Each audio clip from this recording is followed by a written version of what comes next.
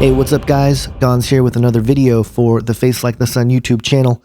This is a real short one. I just wanted to talk a little bit about all the UFO stuff going on recently. Of course, this week we had the Canadian UFO sighting. That's been a very interesting and strange phenomenon. There's been a lot of weird things surrounding the event. Obviously, one of the things is that Facebook pages with photos of the event have been taken down. Locals were told to stay in their homes. Internet and phone lines were shut down. Very bizarre. And I can't say really if there's something precisely going on or not. Could it be just military training as they propose? Or could there be something else going on? I don't know. I don't have enough information on it, but I do know that some very interesting things happen in terms of the show Ground Zero with Clyde Lewis.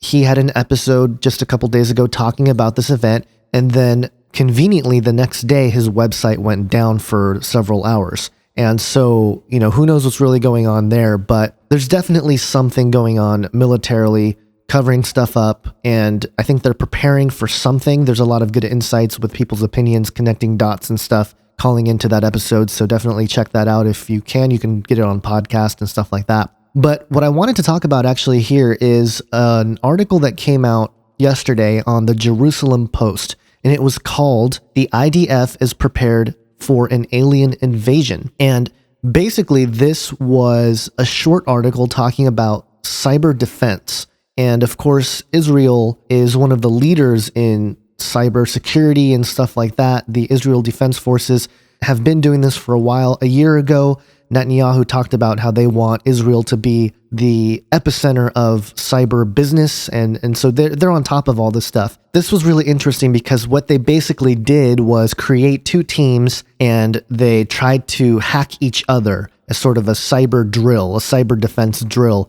And part of the process was one of the teams was considered the alien invasion. So it was an exercise where these teams tried to compete with each other, tried to hack each other's systems while taking as much information down as possible. And, on the surface, it's kind of innocent, like, oh, we were just trying to adapt this for the Generation Y people, But I think there's something else going on here in that they are framing or preparing the military for some sort of quote-unquote alien invasion. And I don't know how things will play out, but, there doesn't have to be a huge fleet of UFOs in the air to, for disclosure to happen. And largely disclosure has been happening slowly anyway. A lot of people don't buy the cover up.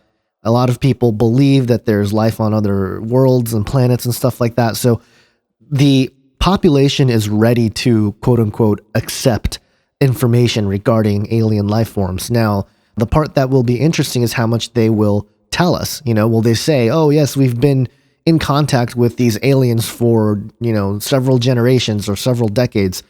Who knows how that will play out.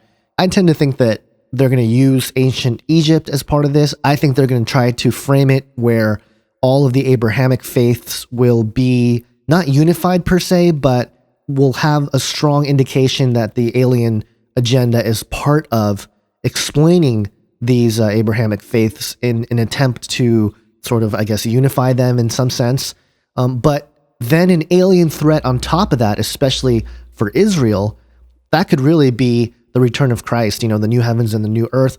And I know timelines don't necessarily jive with this, and I can get into all that in another video, but if a new Jerusalem is to come down and Israel or the world believes that it is an alien threat, well, obviously that's going to be convenient to try to take out Jesus Christ. And that's sort of the premise of what I'm writing about now. But I thought it was interesting that Israel is going in this direction because obviously, they are one of the tech leaders in the world.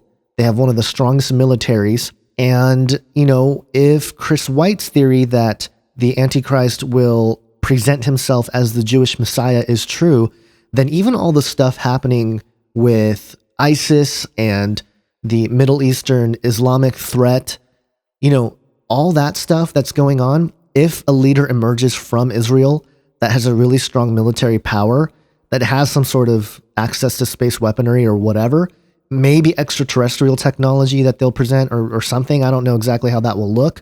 But if they do that and they destroy all of the Islamic nations, or not the nations necessarily, but the threat, the Islamic threat, the terrorist threat that is in the Middle East, that person will definitely be hailed a hero by everybody.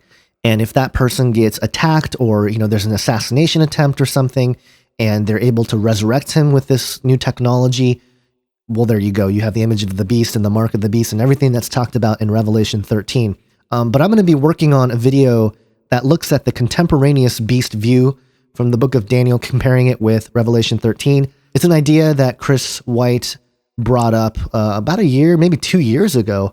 But I'm going to sort of speculate on top of that and talk about the possibility that the four beasts that are mentioned contemporaneously are not necessarily nations, but perhaps corporations or industries.